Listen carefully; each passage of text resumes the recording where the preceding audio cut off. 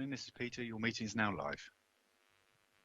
Thank you very much. There are one or two people still perhaps to join the meeting, but as the clerk to the Joint Committee, can I just explain that we're holding this meeting remotely using video technology. The meeting's taking place in accordance with the regulations that have been issued by the government to allow local authorities to hold meetings in this way using video or telephone conferencing technology. We were due to hold meetings in March and June, but it wasn't possible. And this is the first meeting that we're having since last December. Before proceeding, could I just do a roll call of members and officers present so that we got that for the record? I'll call out the name and if you can just respond. So I'll start with Fareham Borough Council. Keith Evans. Yep, here. Thank you. Gosport Borough Council. June Cully. Yes, here. Kathleen Jones. Yes, I'm here. Good. Havant Borough Council. Councillor Leah Turner. Present. Thank you. Michael Wilson. Present. Thank you. Welcome.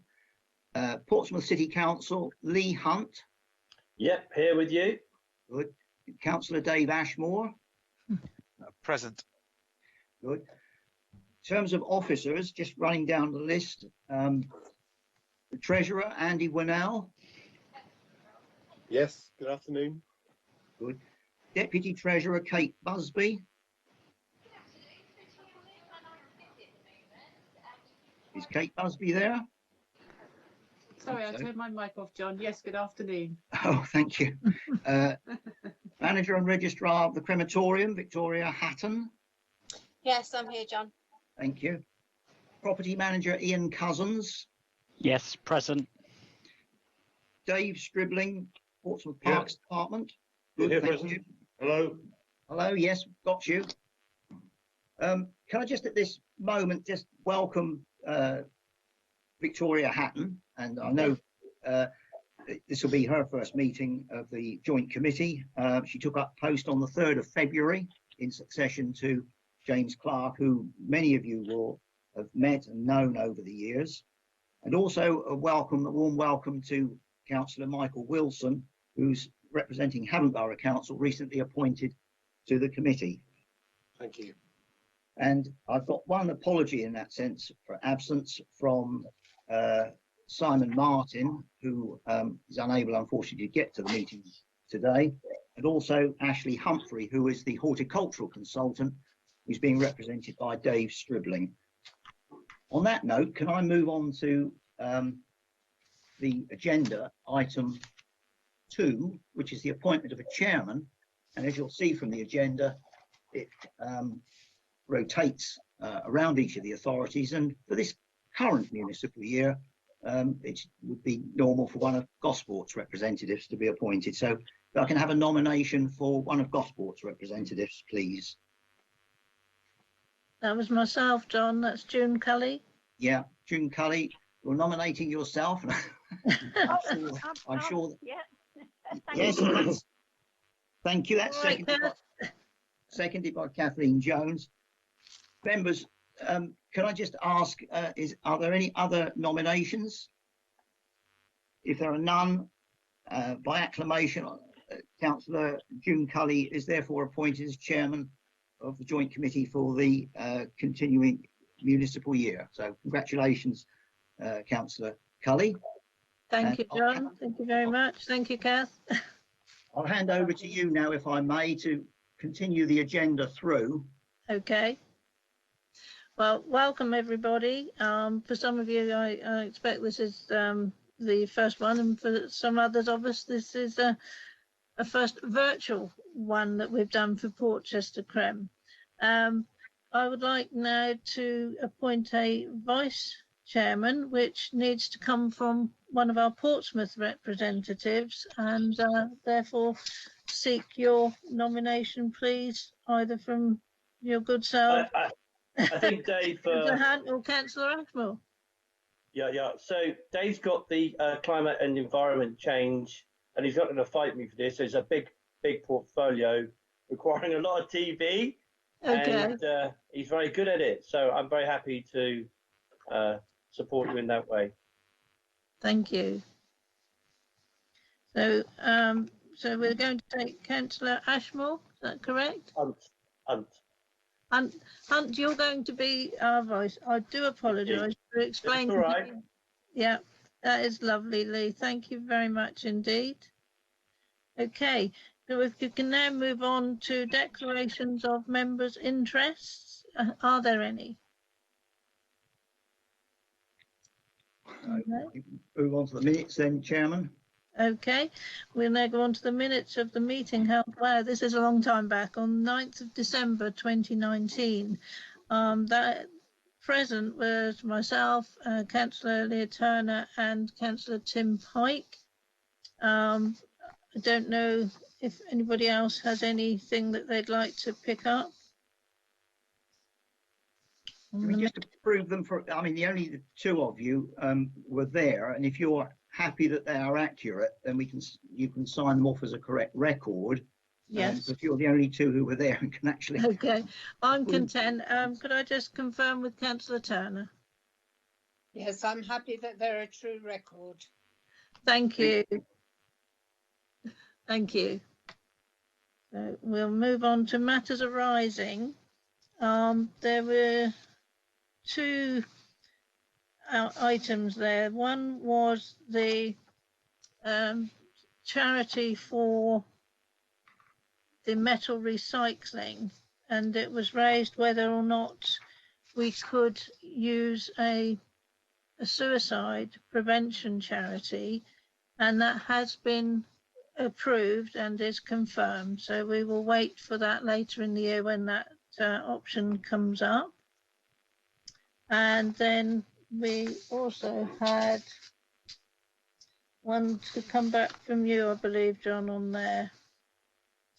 Well, in which minute are you looking at, Chairman? Just if I go back, bear with me.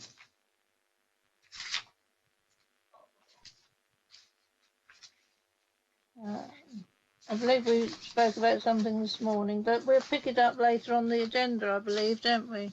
So we'll leave it till the, yeah, we do. We pick it up later on the agenda. Yes, indeed. So if we can now go to your items, please, John. Thank you, Chairman. Yes, there are two that I've included. The first is the Competition and Market Authority funerals investigation, which they've been carrying out. The summary paper that you have before you, I've really circulated so that members are kept aware of the progress with the report. The CMA have been undertaking this investigation since June last year, when it sort of became live in that sense, asking for information. As a crematorium, we submitted a fair degree of information, data and analysis of that they were seeking to help them with their collection of evidence. Since then, they have issued what's now a preliminary, their preliminary findings. Much of the focus of the recommendations, and indeed I'm sure members will have seen, have already been reported in the national media, has been on the role and practices of funeral directors and the overall cost of funerals, and the way in which the public engage with purchasing a funeral. And arising out of it, the CMA's provisional decisions that they've made include ensuring that pricing and commercial activities of funeral directors and crematoria are exposed to greater public and regulatory scrutiny, and focusing really on what the crematoria are being asked to do, in fact, is to provide detailed price information and breakdowns of costs and basic and additional and optional services and things of that sort. This is already done at Portchester within the pricing regime in any event, so that's already there. And another thing which they're asking is that for the future, all crematoria should provide quarterly to the CMA the number of funerals that are being undertaken and the revenue costs. And obviously that will be part of further work they will be doing. Separately, as I've said, they will be also expecting funeral directors to be providing greater transparency of cost and information for those people who are wanting to purchase funerals. So that really is, I think, a short summary of the paper. The document itself runs to over 470 pages with umpteen appendices. I just wanted members to firstly be aware of it, and if anyone wishes to make a comment about it, they're welcome to do so. Okay. Does any member wish to comment? Take that as a no, Chairman. I think we'll I'd carry like to on. comment. Oh, Sorry, there we raise go. my hand. Yeah. Sorry. There's a couple of points. Having read this, I mean, I suppose it's very difficult for people actually, because firstly, they don't like to question cost at a time when they've lost somebody, because as it says in the report, they're insensitive to it. But also, I suppose from a practical point of view, it very much depends on who collects a body, really, from the hospital, from a house, and once that's taken place, it's quite difficult for people to transfer from one, or feel that they are capable of transferring from one funeral director to another. But I've had a bit, as a solicitor, I've had some experience of this sort of price transparency, because we're obliged to show our pricing on websites, etc. And it's quite difficult, because in a sense you can still, people still get round it in various ways, and also you end up with a race to the bottom if you're not careful. And it could be that the ultimate result is that the large operators, couple who are mentioned in the report, may end up with a greater share than the private operators, and you'll end up with a sort of worse position where they may dictate the prices. So it's a tricky area. I think it's not as straightforward as perhaps would appear at first glance, to just make people publish prices and then people can make an informed choice. Perhaps it's earlier that it all needs to be dealt with. People need to perhaps promote the early purchase of funerals so that the individuals deal with it themselves rather than leaving it to relatives. And that's probably when you can ask the questions and shop around. Okay. Thank you, Chair. Thank you very much for those observations, Mike. Much appreciated. We know ours are always very much publicised and in the public record, our costs, but you're quite right. It would be helpful, I believe, if people did take some proactive consideration of this and not leave it on their relatives. Thank you. If John, we can go back to your good self on the lease. This is Peter. John's just temporarily been dropped out of team, so okay, back in. Okay. But whilst we're waiting, as members will have noted, the lease expires on the 31st of December 2020. It's expected that this will come forward on the same terms. However, what we need is to ask for the negotiations to be established, and then the clerk will notify myself, and approval will be sought by each of the 4 authorities to agree on that new lease. So hopefully by the time John's back with us, we'll be in that position to take that decision.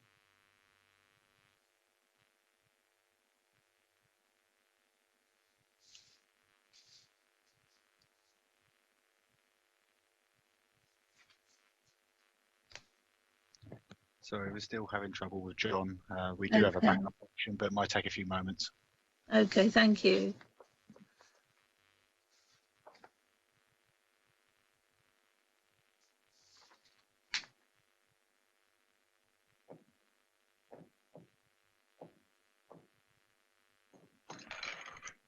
No.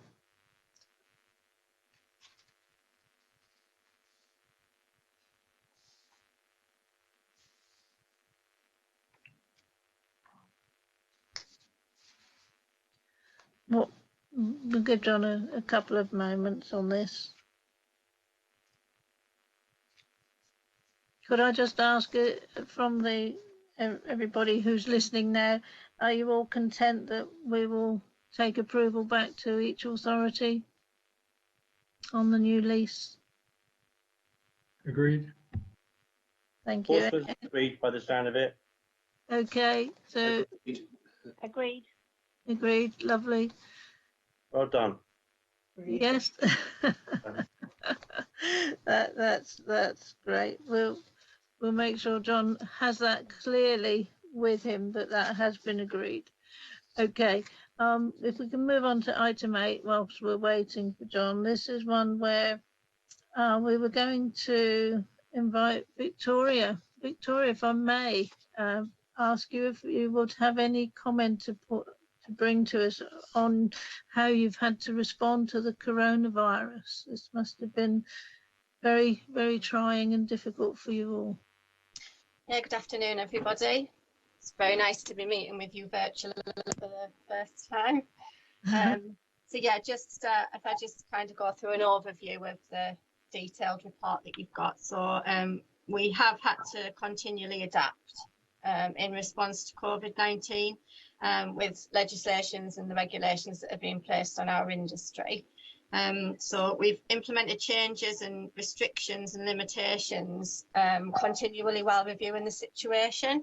So some of those have been noted, and our response has always focused on ensuring the safety of the staff and mourners and anyone attending the crematorium. So that's always been at the forefront of what we do. And I think in an industry such as ours in bereavement, it's not an industry where we would normally put restrictions on people and make it any more a difficult time than is necessary.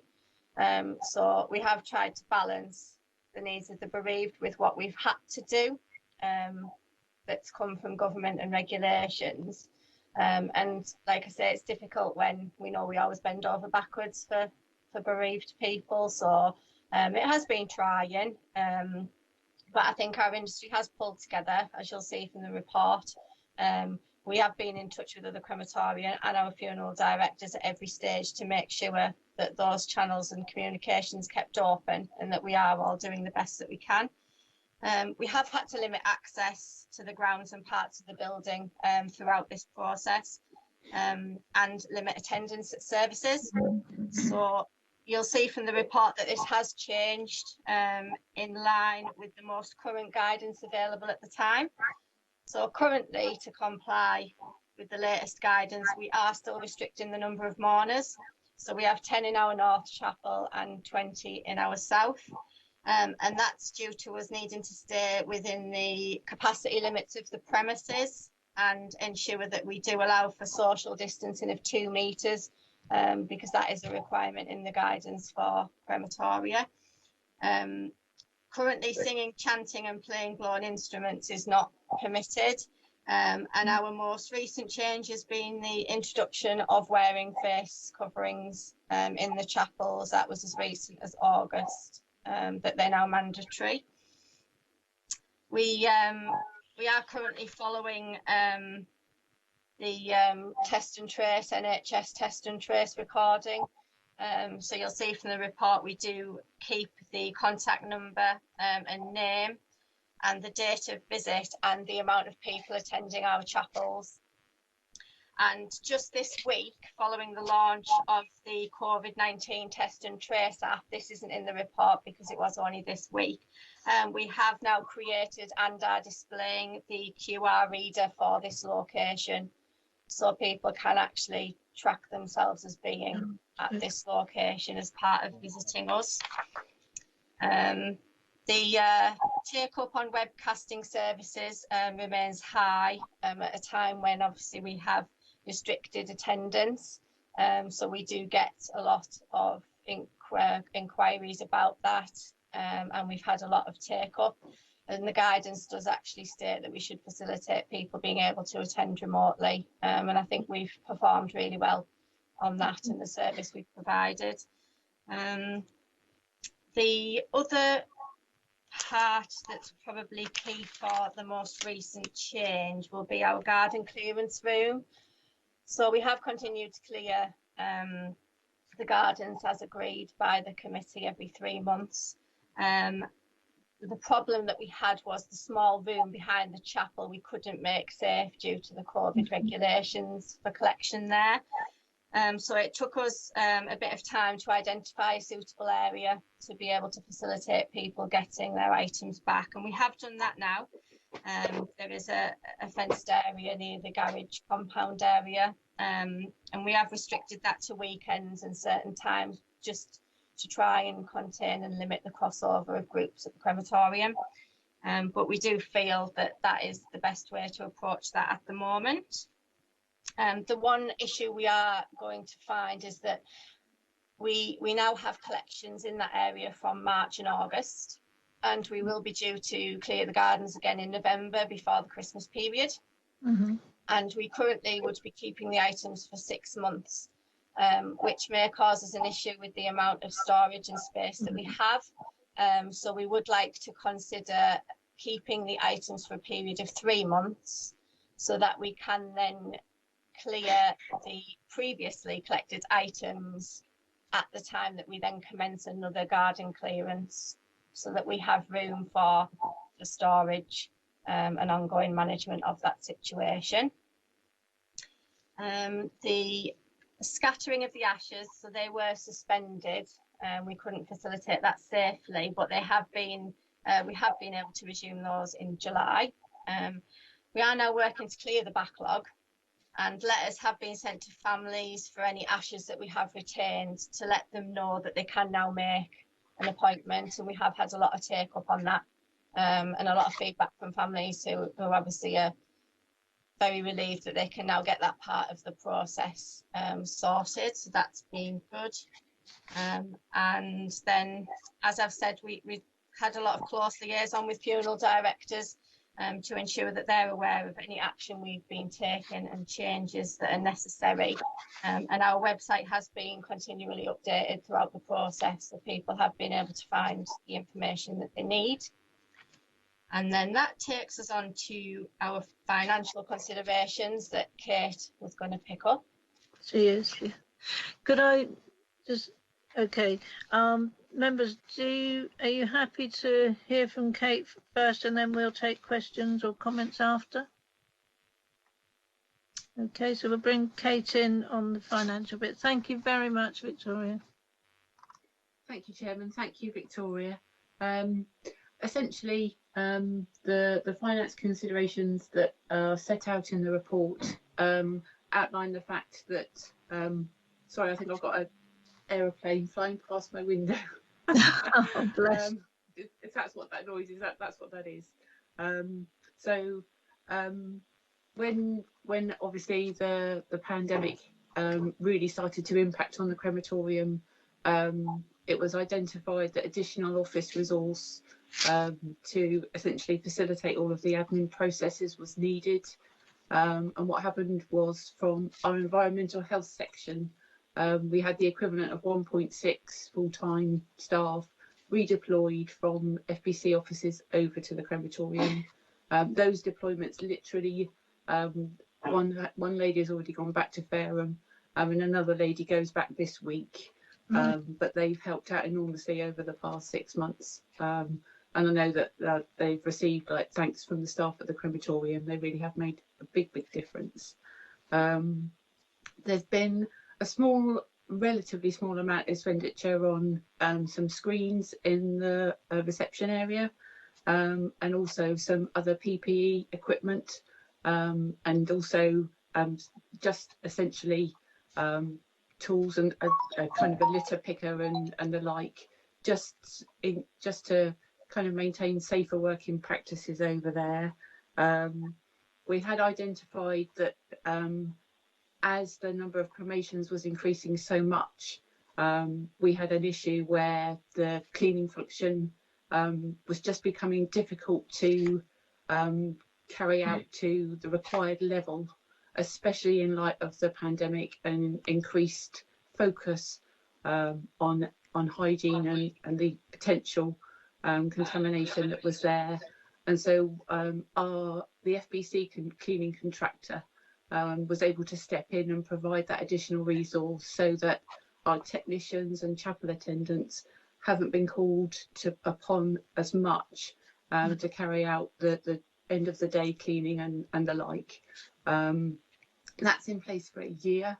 We may find that as time goes on, we want to keep that arrangement in place, but we'll review that.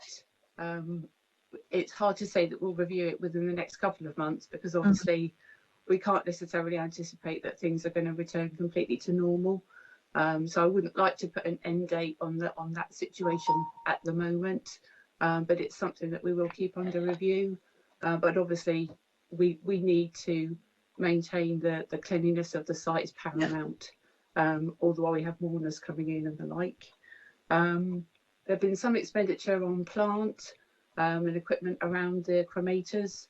That's not necessarily as a result of the pandemic, but it provides us with the resilience to know that we've got measures in place going forward and over the winter months as well. And so, as I say, there have been some small, not so small amounts of expenditure around that coming forward. But as I say, that's about the resilience. The revised budget is set out as an appendix to the report. And I had noticed that there's a couple of items there that didn't have the account descriptions on. I think there was a £8.13 of expenditure last year. Sorry? I just wondered what that was for, yes. Yes, no, that's absolutely fine. For some reason, those titles have dropped out of that table. So I've taken a quick look and it was for some equipment, and there was £496.20 of floral decorations in last year as well. So that's what those were. But those are essentially the bigger budget changes that you see. And obviously, as a result of the increased numbers that we've seen, our income has gone up over the last 6 months. And we've made a best estimate of what our income may be over the following 6 months. There isn't anything particularly scientific around that. We're just anticipating a modest increase in cremations over the next 6 months. But that isn't in any way a prediction of what we will see. It's purely for the budget setting process. And as a consequence of that, we're proposing that we increase the payment back to the constituent authorities to balance the budget, especially at a time when they're obviously providing greater resources, possibly around bereavement services and the like, and that hopefully we'll be able to support them in that way, because obviously we all know that they're under a lot of pressure, the same as the staff at the crematorium. Okay. Thank you very much, Kate. I think we need to put on record to our thanks for the 2 members of Fareham Council staff that have come forward to assist Portchester at a time of vital need, and our thanks to them as well. Thank you very much for the report. I'm just going to go to members now to ask if there are any questions to either Victoria or Kate. We could go to Kate first, as Kate's there, and then we'll go back to Victoria. Members, please. Does anyone have any questions or comments?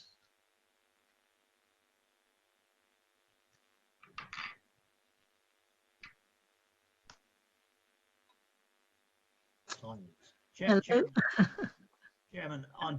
I rejoined you at almost the start of that item while Victoria was speaking. Oh, excellent! Well done, John. So I'm on a second computer. I hope that one keeps going. Great to have you back. Can I just be clear, just for the record, that we were dealing with the CMA item when Councillor Wilson was speaking at that time.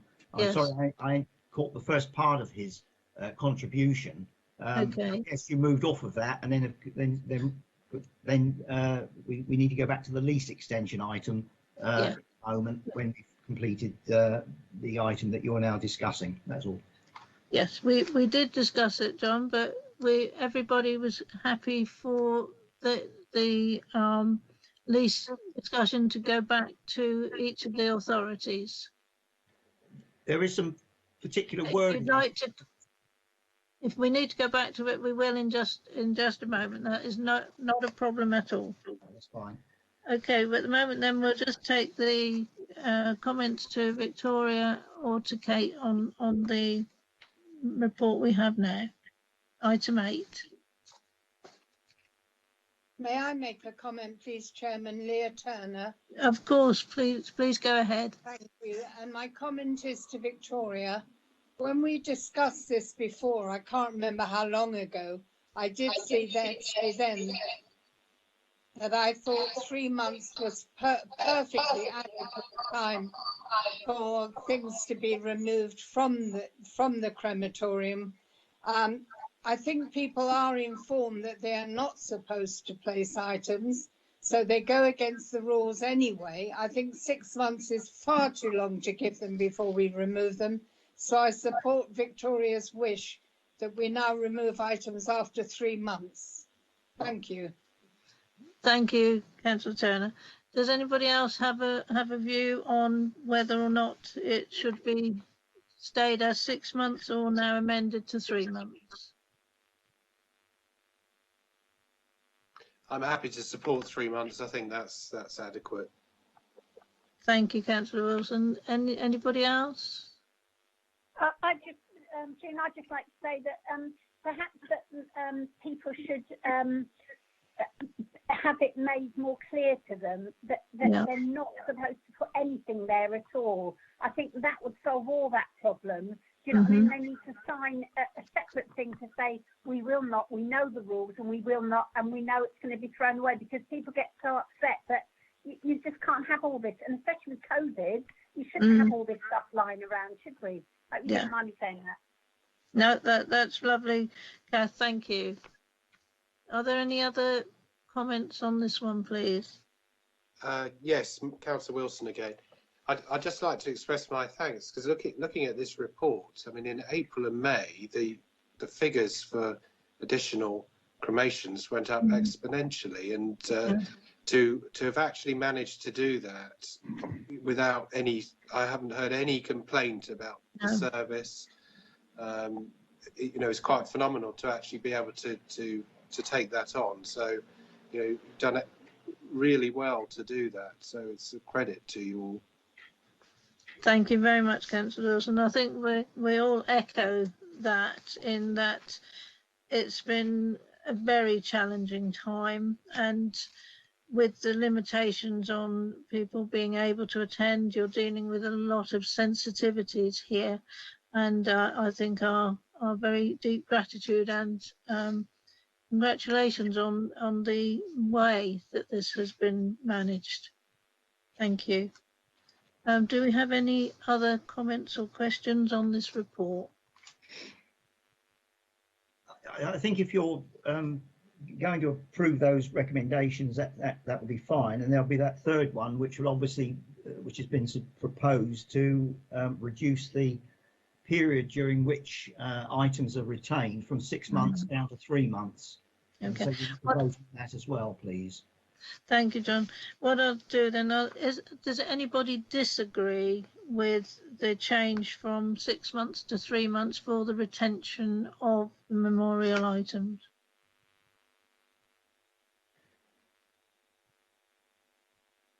I think by acclamation, that's okay. So we'll put that as recommendation number 3 then, and I'm going to move that those 3 items are now agreed.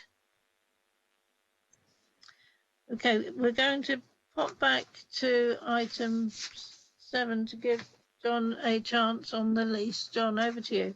Yeah, very briefly, well, the agenda explains the current situation, and just really from a technical point of view, I think it would be helpful if there was authority given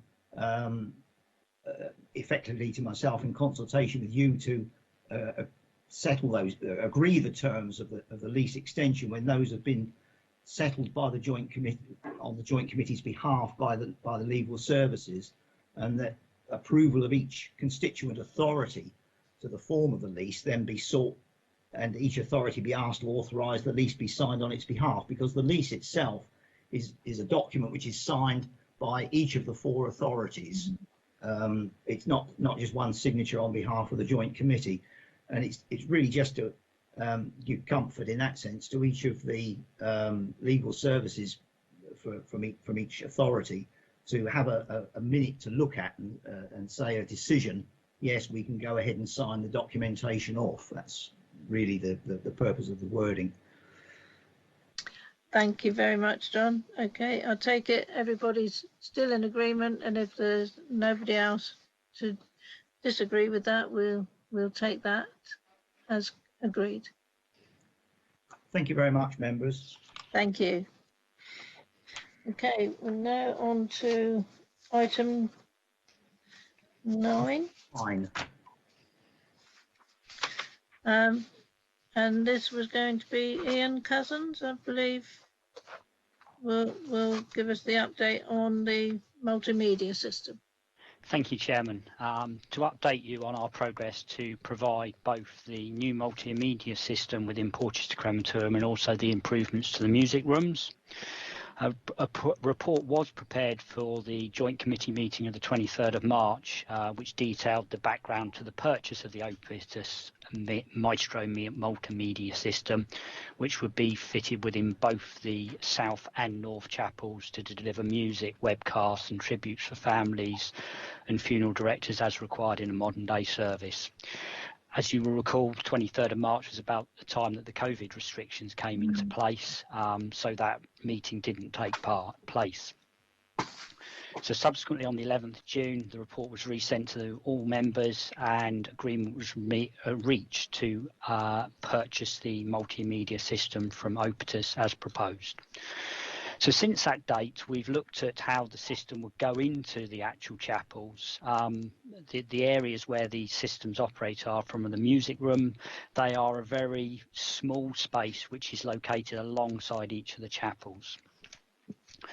What we found is that the area that serves the South Chapel is remote from the South Chapel, poorly located up a flight of stairs, which isn't really conducive with its relationship to the South Chapel and a nice place of work for the attendant who has to work within that space.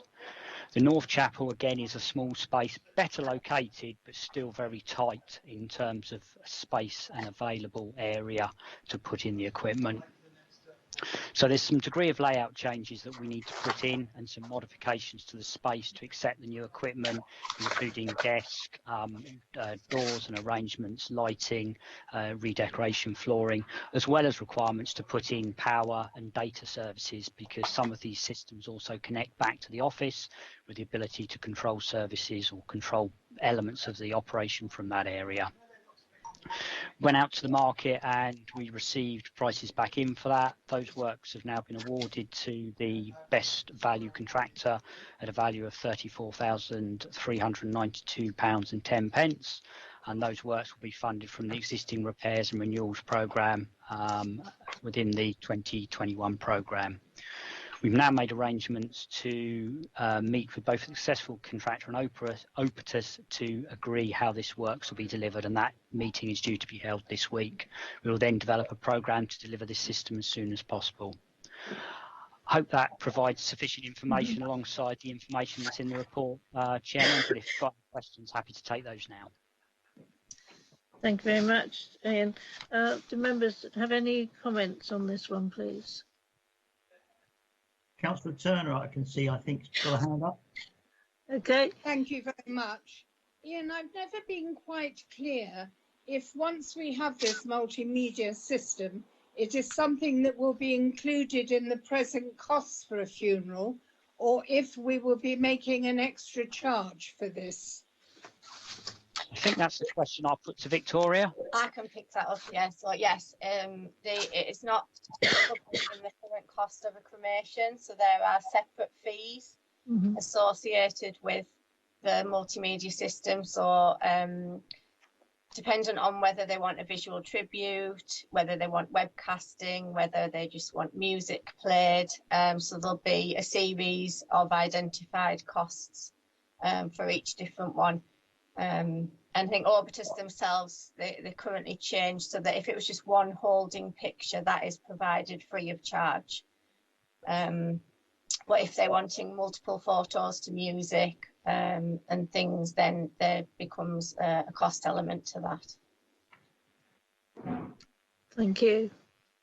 Am I allowed to ask, what is the cost element to that? How much would it cost for somebody to have it so that other people could watch it all over the world? Sorry, it's really faint. I couldn't hear that question, sorry. Okay, can I repeat it to you? Yeah. Councillor Jones would like to know what the cost is for people to be able to view. Wait me a second, I'll just flick through these series. So the suggested costs, so there's a cost obviously to Orbitus, and then we can mark that price up. So what Orbitus provided was their costs and then a suggested cost for the crematoria based on what other crematoria charge. So the cost of a live webcast, for example, it costs Orbitus £20. So they recommend the retail price of crematoria would be £30 for a live webcast. They also have the option to have a live webcast and then download copies of the service afterwards.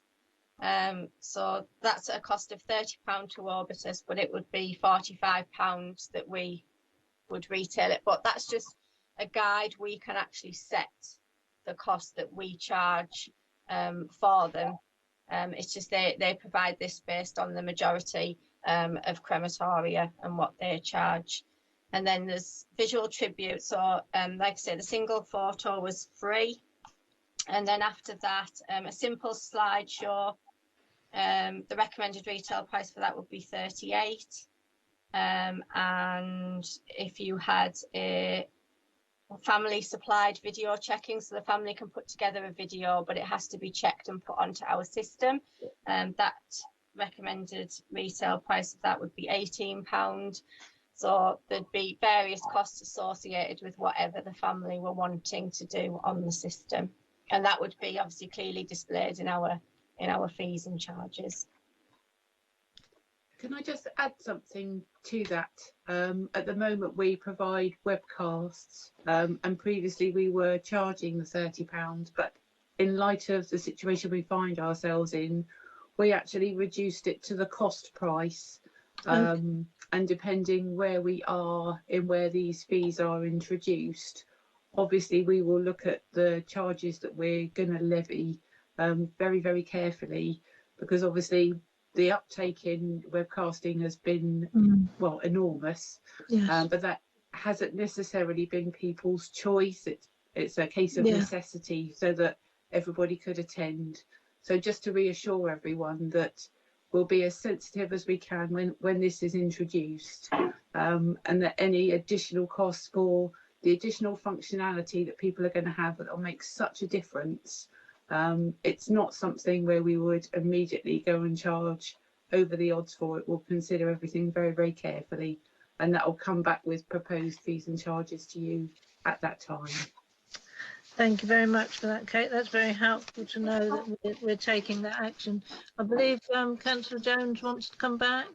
I think I've managed to get into the oh, well done. Hi, so I can turn this off.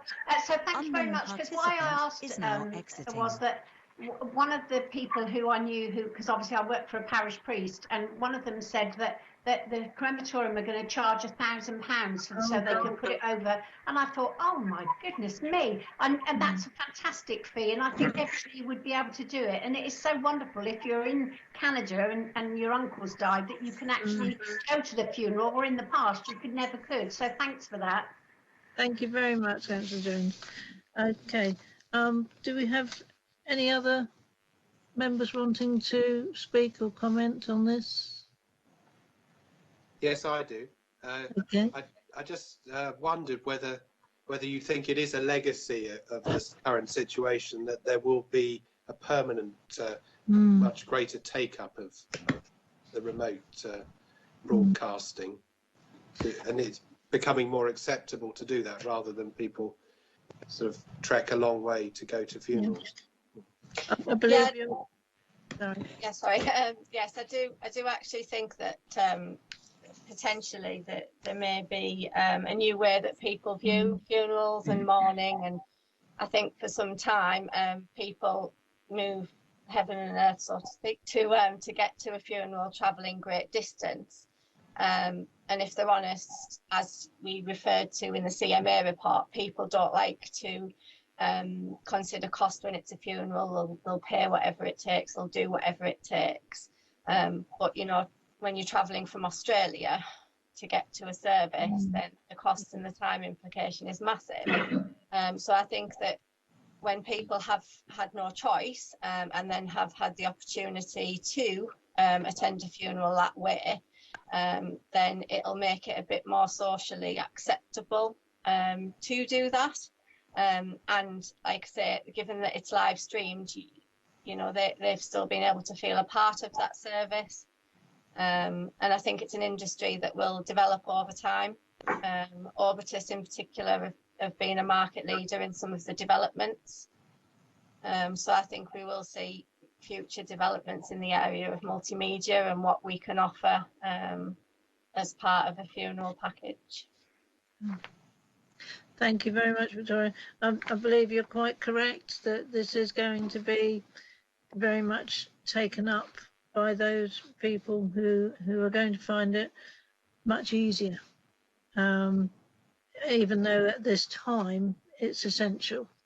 I believe it's opening the doors, isn't it, to people being able to attend that possibly could not have done in the past. So maybe not everything's bad that comes out of these things. Maybe we do get some bits of assistance. Thank you very much. Any other comments before we move on? Kath, are you wanting to come back? Councillor Jones? No, your hand's up. I wondered if you want to come back. No? Okay. Sorry, I put my hand up to let you know. I just wanted to ask about that. Thank you. Oh, that's fine. That's fine. Okay. Anybody else? Okay. I think we've got Councillor Martin with us now as well. Oh, great. Well, welcome, Councillor Martin. Yes, thank you, Chairman. Apologies for being late. My previous meeting overran a bit. That's the problems being a popular man. Look, there we go. Here we go. We've just finished item 9. We're going on to item 10 now, which I believe is back to Ian again. Ian Cousins. Thank you, Chairman. The rebuilding, repairs and renewal programme, you'll see on there's a number of items which have been delayed due to the restrictions that have been placed during the past couple of months. But as things have opened up, we have had opportunity to carry on with some of the more urgent works, with items that revolve around security, safety taking priority, and now moving on to projects like the music room, and the report updates you in further detail on our progress with those. I'm happy to take any questions that you may well have. Thank you very much. Members, anybody have any questions on this report, repairs and renewal programme?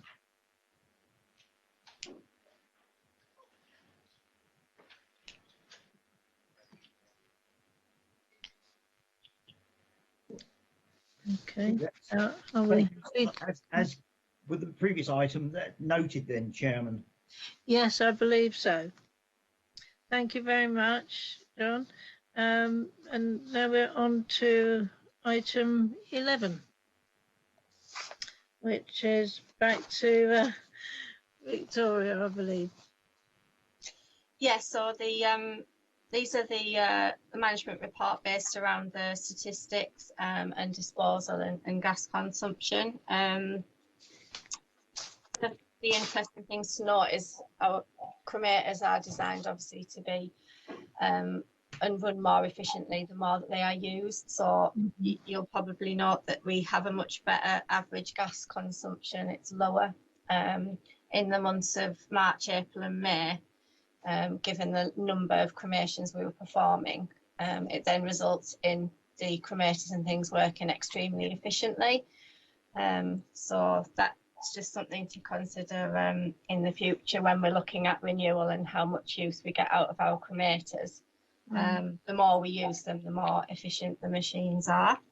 And some of the figures, obviously, with remains being removed and the disposal, just to take into account for some of the time we did have appointments suspended. So the figures for disposals within the grounds will look low across some of the months as we weren't carrying them out, and there was more people removing the cremated remains when they didn't know how long it'd be that they were waiting to be able to scatter. So that's kind of skewed our figures a bit to show a true reflection of people wanting to remove and people scattering. I think there's been quite a few now coming back to scatter now we've opened appointments, so we may see those figures change in the coming months. Thank you very much. Do we have any questions to Victoria on her report? Councillor Martin. Yeah, thanks, Chairman. And just wanted to ask in relation to carbon emissions on the cremators. I'm just reviewing the carbon footprint for Fareham with a view to that going through to a future executive meeting.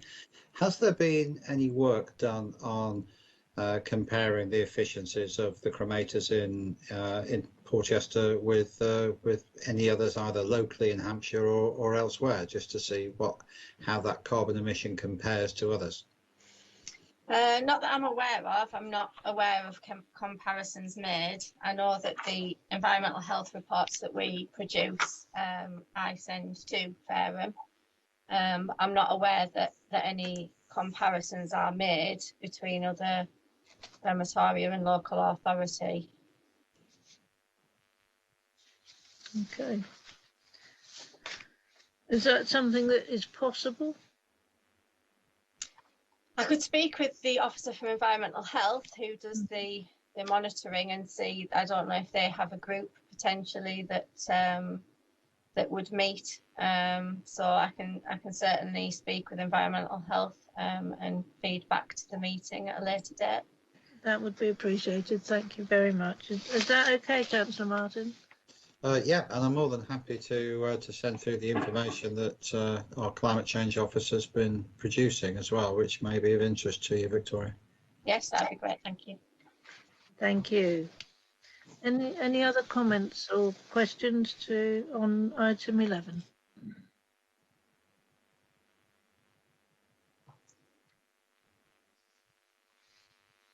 Take that as noted then, Chairman, I think. Yes, I believe so. Thank you very much again, Victoria, for that. Okay, and certainly shows how busy you've all been. If we go on to item 12 now, I believe in Ashley's absence, we have Dave Stribling. Hello. You hear me? I can hear you. Oh yeah, hello, yeah. Been a difficult year with COVID and the extreme weather conditions we've had, very hot summers and rain and stuff. I think the grounds have held up very well, and it's highlighted by the fact we've got another gold award in Britain and Bloom with the highest score we've ever had. So who knows? We may have won something, but they're not doing an overall winner this year, so we will never know. The bedding plants, the winter bedding, arrived on the 14th of October, so the beds will all be stripped out and new bedding plants put in. There's new bowls going in the bowl border and in the bedding areas as well. So any other questions, I'm happy to answer them. Thank you very much, and congratulations again on the prestigious award for the gold. That's brilliant. Down to the staff, they do a good job on that. As long as you pass on our very good wishes and thanks. I've congratulated them and thanked them. Great work. Councillor Hunt. Yeah, hi Dave, nice to see you again. Hello. Yeah. So Dave, a couple of environmental questions. So bedding. Sorry, it's really quiet. Can you hear me? Just about, yes, now. So bedding is not environmentally friendly. The bedding, what's it grown in the greenhouse? Is it peat? I hope not, or some other material.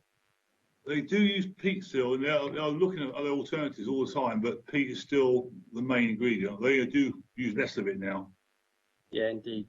And how much do we put in? I mean, they always look beautiful, I have to say, but over here in Portsmouth, we're getting away from bedding and stuff like that to away from annuals and stuff. We're going to more permanent, environmentally friendly planting. Have you thought about that a bit more? We are. It's something we can look at. The bedding, I was up today, the bedding still looks stunning in the main car park bed. You won't get that with anything else that does look absolutely stunning, that main bed in the car park. Potentially, you could do one of the beds or one of the other beds with some more sustainable bedding, but I still think the impact of some bedding, certainly in the car, if you haven't seen the car park bed, is absolutely stunning. Yeah, I agree. Completely agree. I'm just picking up on Councillor Martin's thinking, because we need to get to reduce carbon. Yeah. And of course, bedding. So I think I've made the point, and other members are listening. Yeah. Okay. All right. Thank you very much indeed. Okay. Thank you, Councillor Hunt. I must confirm that this is something I'm pushing for too, because even if you have a centre to that large bed of permanent planting, you know, perennial, and then you have your sort of annuals, you are still reducing part of that, and obviously use of bulbs. What I think we do see across the whole grounds is a lot of shrubbery and a lot of permanent planting. So yeah. It is more just the troughs, etc., where the annuals are. But perhaps we can use a centrepiece to reduce part of that. I'll leave that to our horticultural experts. Okay, we'll look into that and come back to you. Do we have another speaker on this one? Councillor Jones, I can see. Thank you. Just to say that the bedding plants, they flower for months. You know, you put them in, don't you, Dave? Yeah, we do. And they're still flowering out. You can't get better value for money. And I think you've got to think about beauty and the long lasting. And it's an economical way of having lots and lots of flowers. So I agree with you that the bedding should stay. The flowers, those bedding plants have been in there since the spring now, and they're still, so carpet beds, those still absolutely stunning at its best. So that's a big long spread of flowering for, it's not vast areas up there, it's only 3 beds you've got bedding, but we can look into alternatives if you want, if that's where we want to go, but yeah. Yeah, if I may, Councillor, I get that, June and Dave, absolutely, and I think reducing it would be fine, as every gesture helps. For me, it's the use of peat. Yes. You know, digging up the peat beds all over the world, and here we are consuming it in our country or in our county, in our cities. And I think the use of peat. So, if we were looking for alternatives to peat, I'd be much more happy. Yeah. Yes. No, I can look into that. I'll certainly look into that. I would support that as well, Councillor Wilson. Yes. Okay. I think I'd be surprised if we have anybody who doesn't agree that we need to find. We all agree with that. Yeah, great. Growers have been looking at it for a long time, looking into alternatives. They've tried coir and all sorts of stuff. The best results are still with a peat, but not all peat. There used to be very less peat than they used to planting, but there's still some peat in it, yes. Okay. But we can look into alternatives. I'll ask the experts. Thank you very much. I've got CP. Yeah. So, Chairman, before we move off that item, I'm just going to say you've picked up already on the Gold Award. Yes. As you know, Bryston Landscapes are the contractor undertaking the works.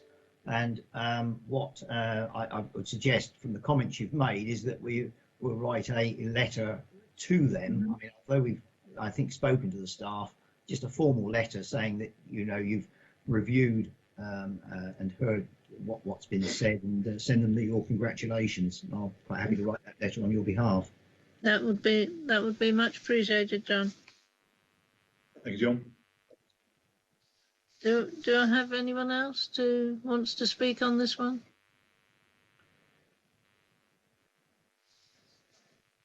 No.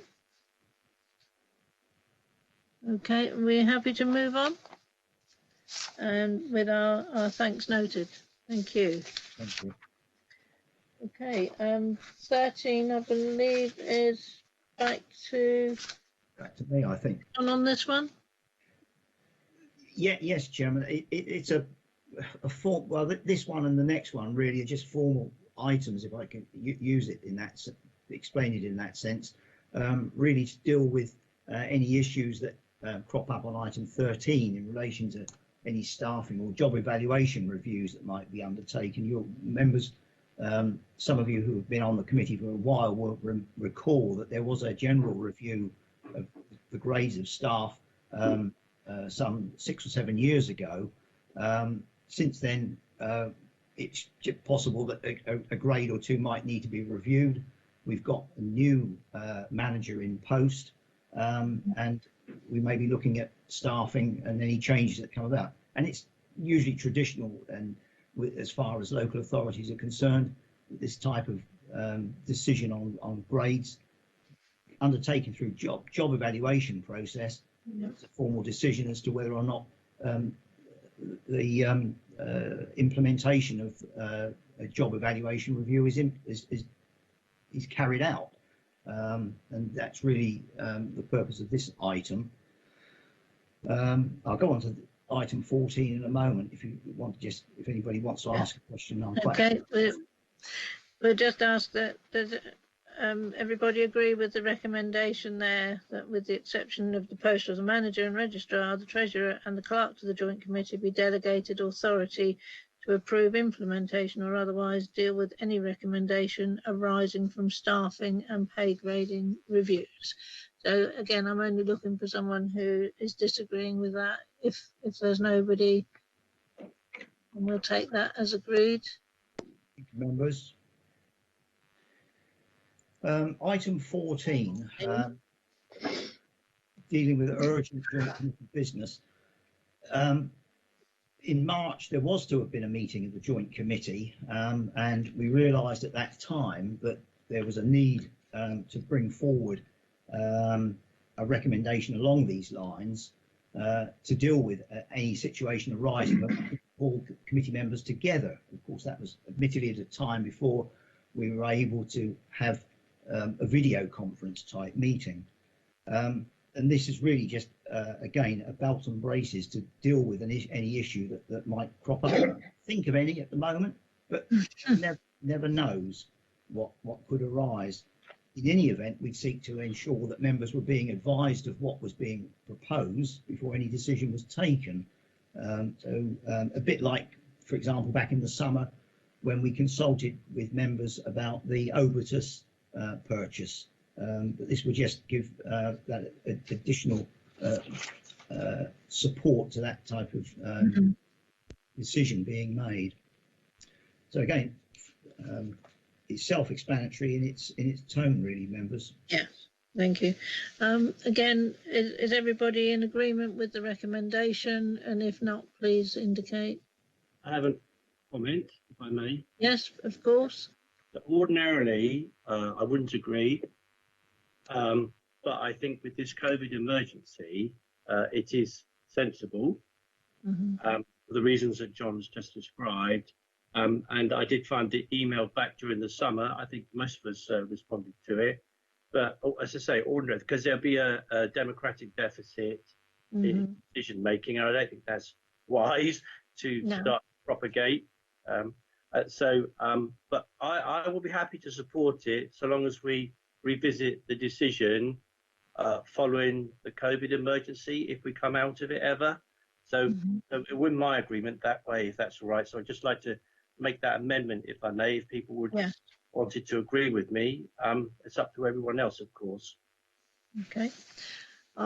Let's see if we have anyone else on this point about revisiting post-COVID this decision.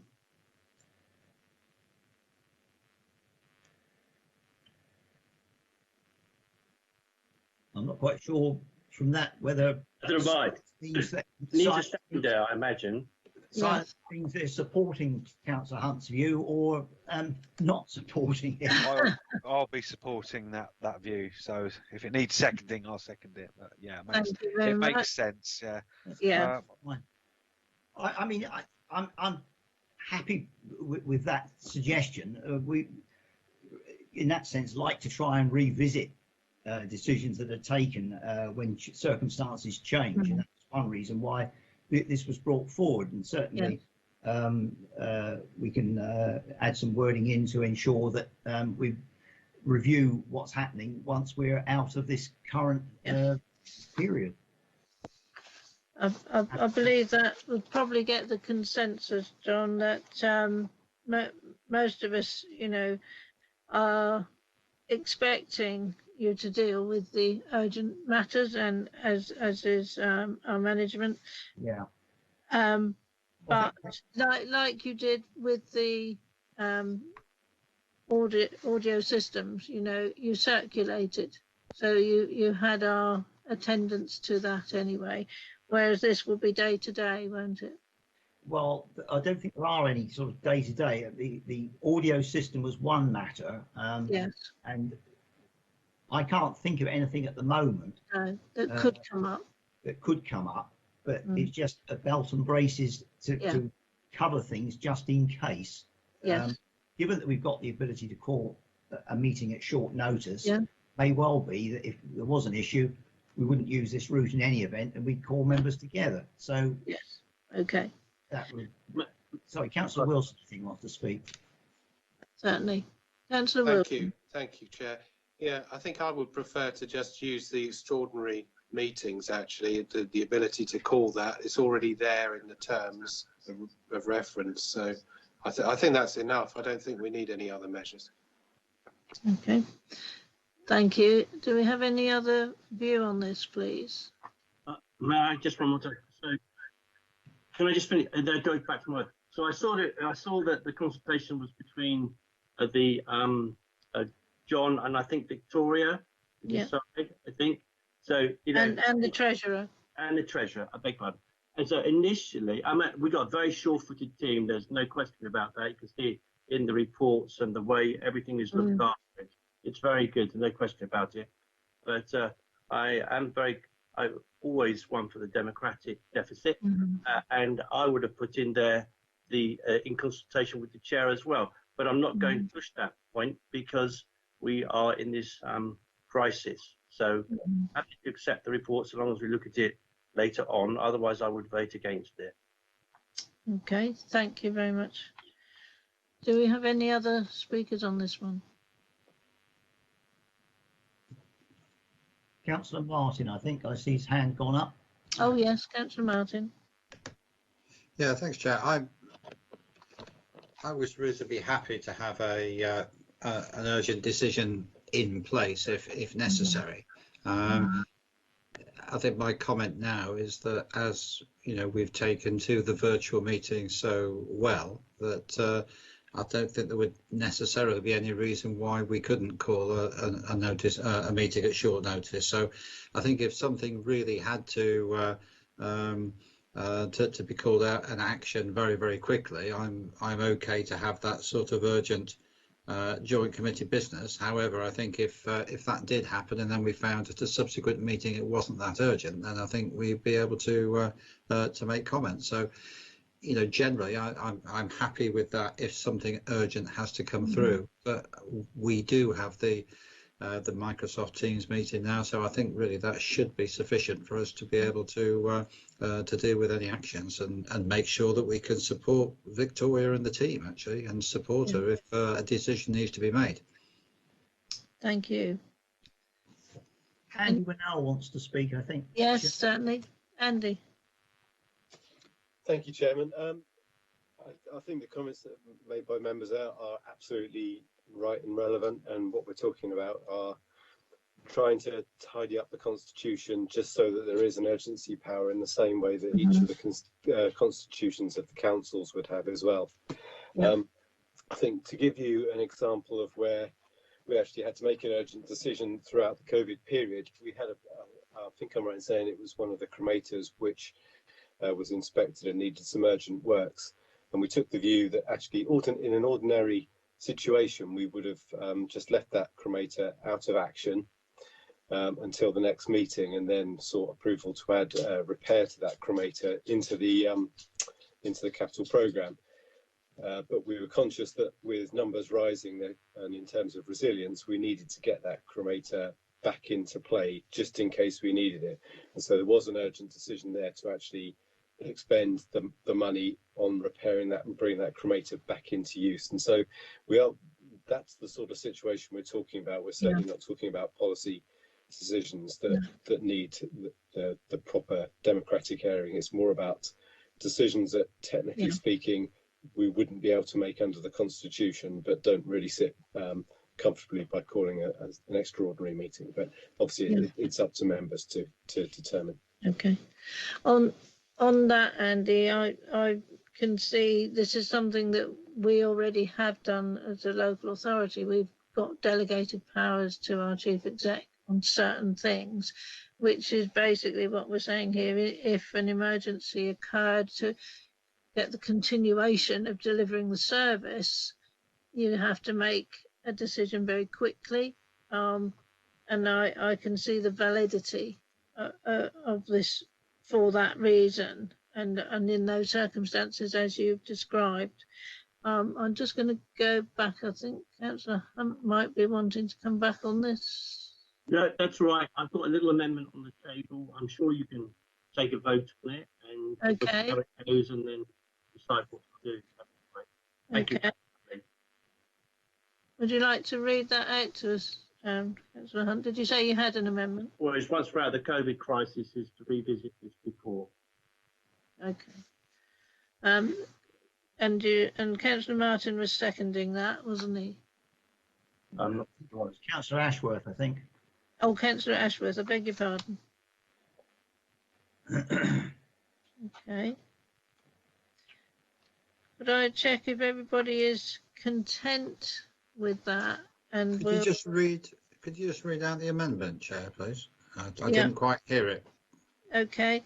It was that this comes back to the committee post COVID.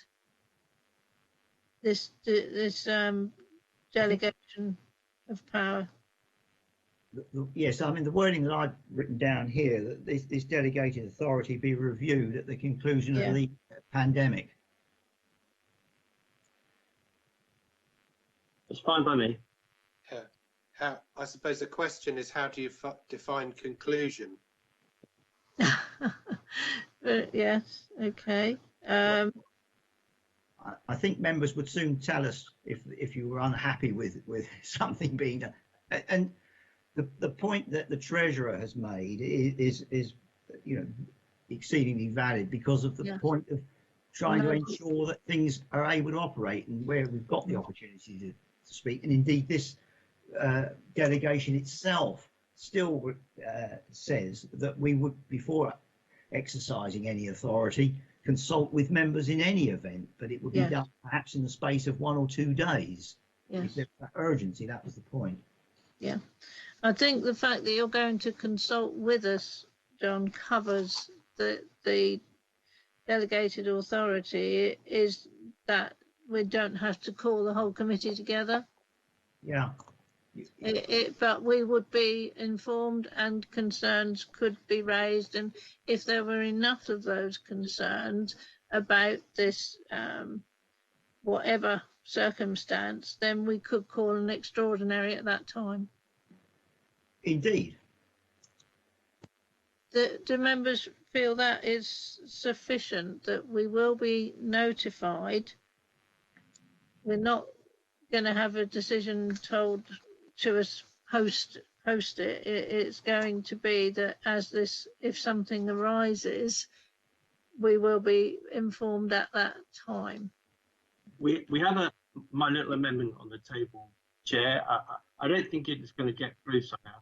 But if I may, we've had some difficulties in Portsmouth. We've learned from it, where the executive has taken too much power away from the elected members and have done things which have turned out to be difficult. So I'm not saying that will happen here. This is a much smaller committee, but I'm very mindful of removing, passing power to an executive officer. So we got we've just got the little vote. I'm sure we'll get through it, and then we could decide what to do after when it doesn't go ahead, whatever. Yeah, that I'm fully appreciative of that. Okay, members. So we have an amendment. Delegation to be reviewed at the conclusion of the pandemic. Could I ask for show of hands if we can, or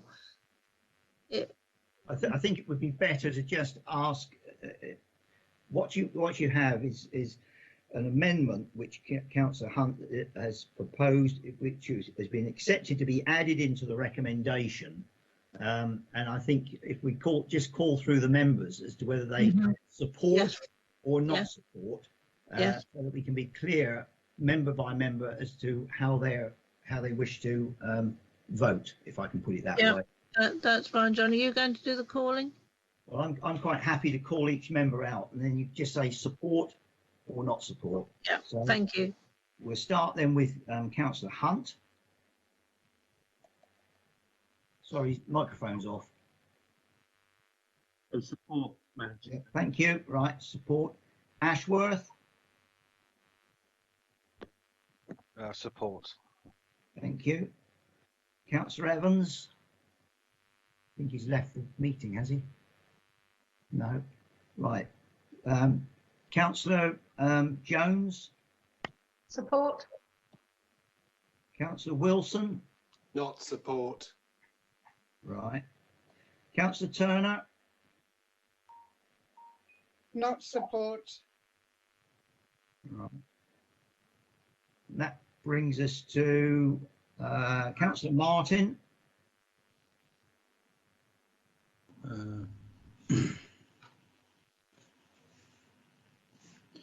Not support. So you're not supporting that, right? And we then come to yourself, Councillor 1, 2, 3, 4, 5, 6, 7. Yeah, 7th. So yourself as chairman. Okay. You're voting one way or the other, support or not support. Okay. Right.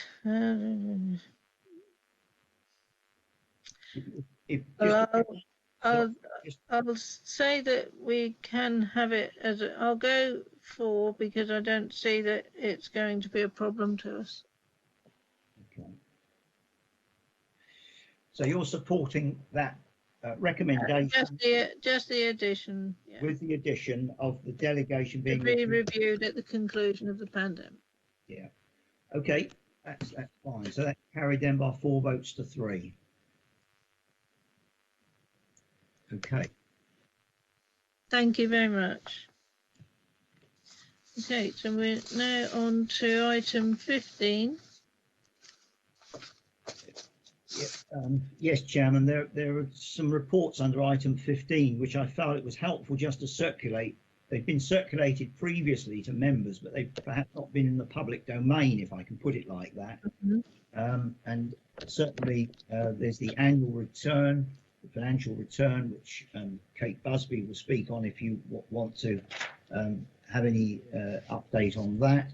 The annual report, which normally comes to the meeting in June. A couple of bloopers in that one. It actually mentions that Councillor Jones was the vice chairman actually during the last year, and it wasn't correct. You were the vice chairman. That's okay. Apologies for that. That was a typo. And lastly, the report of the inspection of the FBCA. We carried out inspection, believe it or not, on general election day last year. That was a report with some updates, and it may be that the Victoria Hatton, the crematorium manager, might want to just update 1 or 2 of the items on the action that's been taken since that time, just so, because this report was dated for last March. Right, members, does anybody wish to comment on the items A and B, which is the annual return for the financial year, or the annual report from John on the joint committee?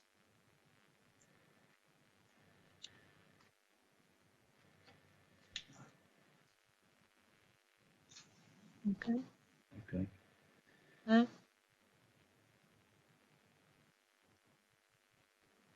So anybody wish to ask about the FDCA report, or does through you ask the manager if there's anything that she wants to add or update members on?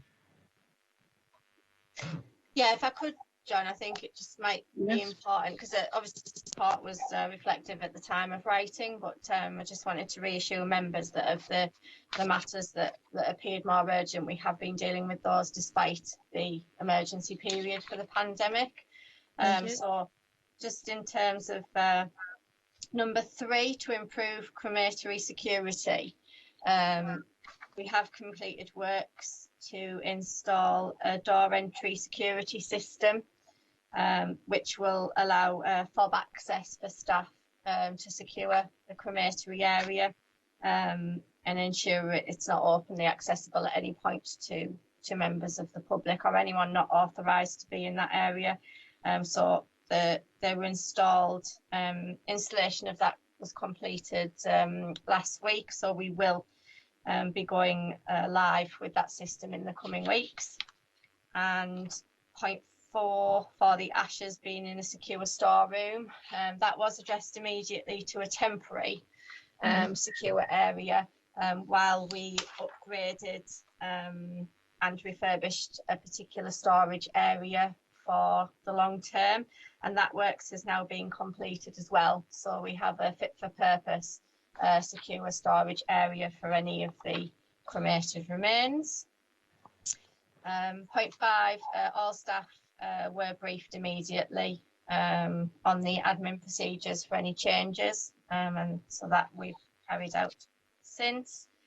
And the point 6 on the investigation of the provision of further taps in the grounds, that has been picked up in, as it says, in the works to the book room, but I can confirm that it is actually in the plans for the upgrade to the book room, where we will provide an extra tap along with the vases that the joint committee agreed would be provided for public use. Okay. Thank you very much, Victoria. Does anybody wish to make any comment on this last report?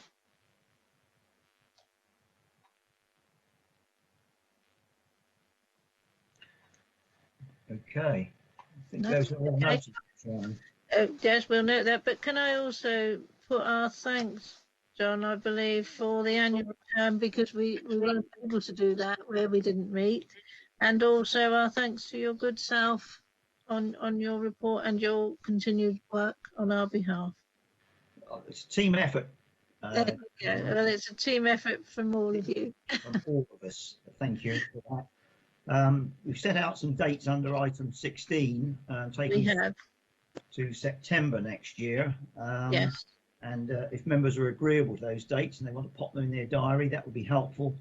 Just remember that on the 14th of December, the financial information will be brought forward for dealing with revenue budget and things of that sort. I think looking at towards Kate Busby, I'm sure she'll be acknowledging that. Yes, indeed. Okay. Yes. Lovely. Thank you all, and thank everybody for their attendance on our first virtual. Thank any members of the public who've joined us today, and I hope you found that of interest. And I look forward to meeting up with you all again on the 14th of December. Thank you very much indeed, Chairman. Thank you. Thank you. Thank you. Yeah, thank you, everyone. Thank you. Everybody can sign. Great. Thank you very much indeed. Bye-bye. Thank you. Bye-bye.